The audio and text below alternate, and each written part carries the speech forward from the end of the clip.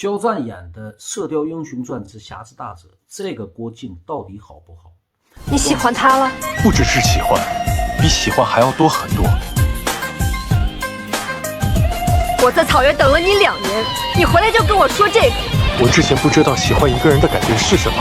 你去了趟中原，你就懂了。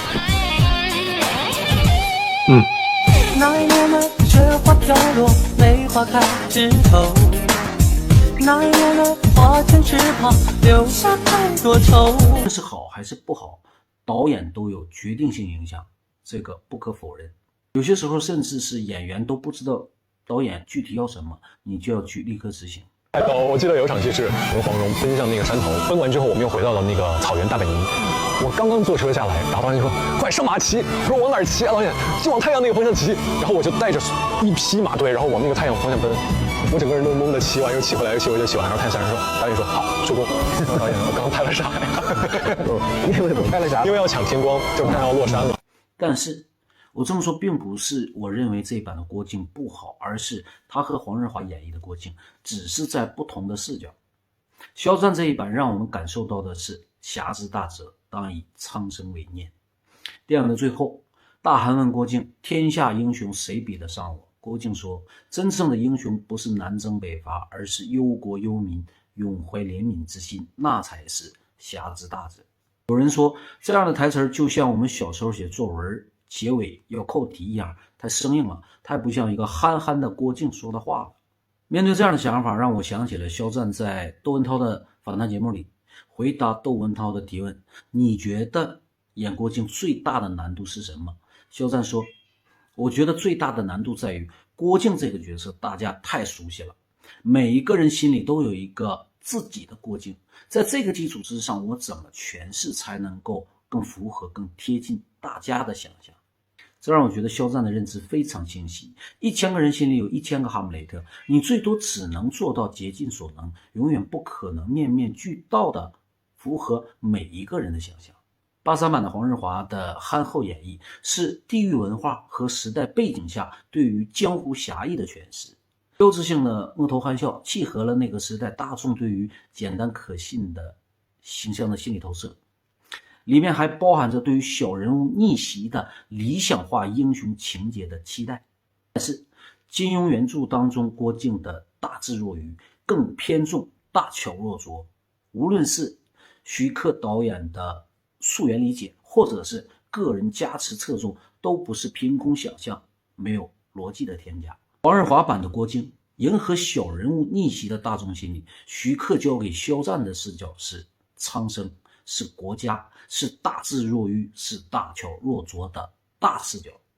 所以就连这一版的黄蓉都没有那么的冰雪聪明古灵精怪，在这种视角下，他的聪明要相对严肃内敛。当黄日华版的郭靖在茶餐厅播放时，香港正处在身份漂泊中，那个时候即使有想法，也不太适合过于去融入家国情怀，因为融入会带来某些不便，或者说是漂泊中的刺痛。所以也许今天的演绎恰恰是一场跨越42年的对话，今天有了不一样的根，更江湖的郭靖才变成了更家国的郭靖，说了曾经想说却没有说的痛快的话。如果42年前的观众还在，有谁能够不被这份家国情怀所触动？郭靖，你可愿领兵出征？我是宋人，不做出卖宋秦的事，就算死也不会反悔。为什么不死你是天生未知的心跳，你是来势汹涌的记号，未见分晓，怎么把你忘掉？徐克说郭靖是重影最难选角，没有之一。他和肖战其实在最开始的时候就已经预见了今天的争论，但是他们更坚定的是，经典值得致敬，武侠需要创新。正如他们所说，只有不断突破，经典才能够永远鲜活。过去传统上认为郭靖是个笨小孩嘛，感觉学个武功半天都领悟不到那样的，特别质朴，特别至诚。但是似乎呢，黄蓉都嫌他不解风情，不懂感情。但是呢，肖战给人感觉像个清秀潇洒，甚至是有点文气。比起以前的角色的难度在哪里？对于我来说，最大的难度就是知道他的人太多了，了解他的人太多了。可能很多观众心目当中都有属于自己的那个郭靖，所以我怎么去诠释这个郭靖，让大家可以认同他、喜欢他？我觉得这可能对于我来说是最难的地方。肖战，我简直不敢相信，汪峰作为中国乐坛半壁江山，也没干过你这么过分的事儿。人家最多就是动动嘴，但是你的出手是不是太狠了？作为内娱顶流，你应该严格要求自己。你怎么可以用一张专辑去改变整个行业规则？你想干什么？黑胶专辑我们开售4分钟，销售额就突破5000万人民币，迅速获得了 QQ 音乐的殿堂级实时唱片认证，刷新平台的历史记录。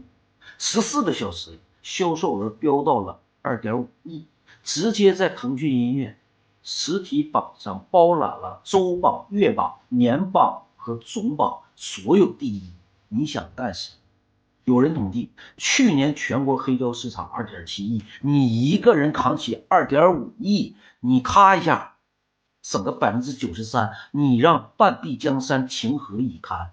多少年轻人为了听这张专辑连夜下单唱片机，硬生生把传统音响店老板都整成表情包了。你是想全面振兴产业链吗？可是有人笑就有人哭，有人老就有人输，你能不能给别人留点面子？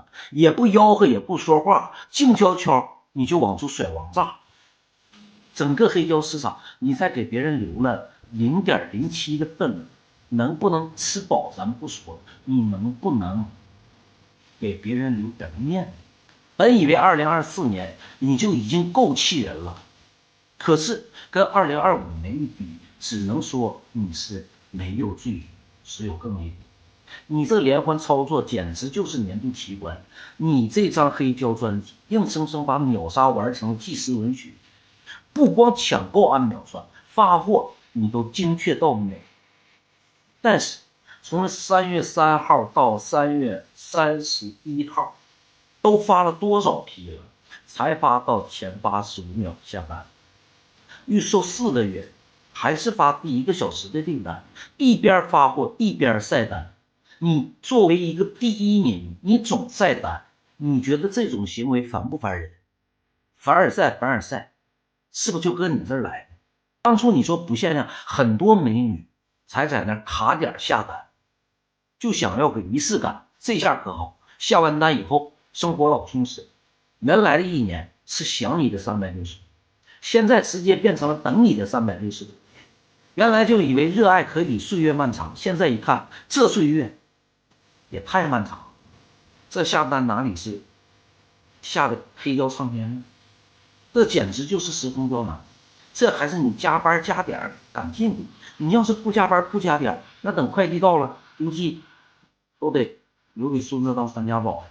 关键是你这个专辑盒里边吧，海报、写真集、小卡、保护号，你都整这么全了，你能不能一次到位？你再来点关键，你就把你自己也放里，哪个粉丝能挑你毛病，哪个粉丝能不乐意，对不对？